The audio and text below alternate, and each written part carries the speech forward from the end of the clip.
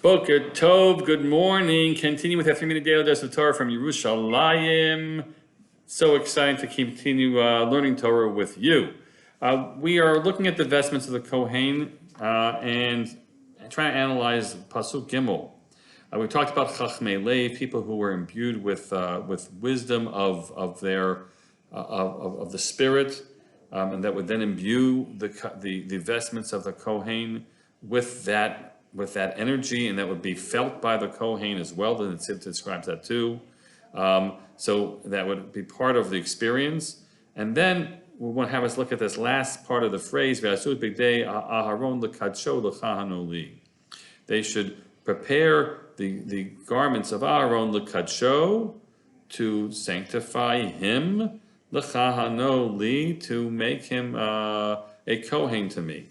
I'll share with you a teaching of Ramban, Nachmanides, on the concept, okay, about l'chahen or l'chahanoli.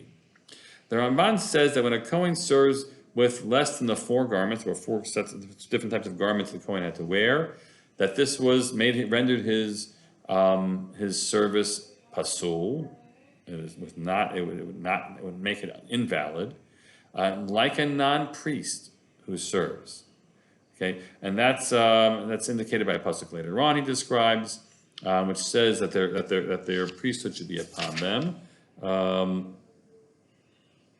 not sure which pasuk. I have to find the pasuk he's referring to.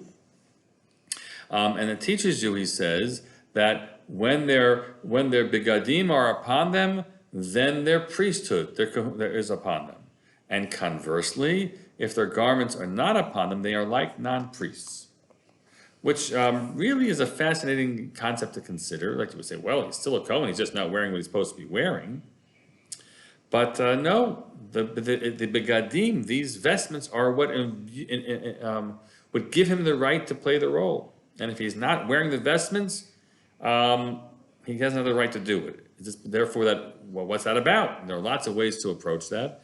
One way would be to think about the mindset that has to always be in the forward thinking of the Kohen, namely that I'm not somehow great and unique in who I am. Of course, they were chosen because there was some status that was being given to them, but to humble them.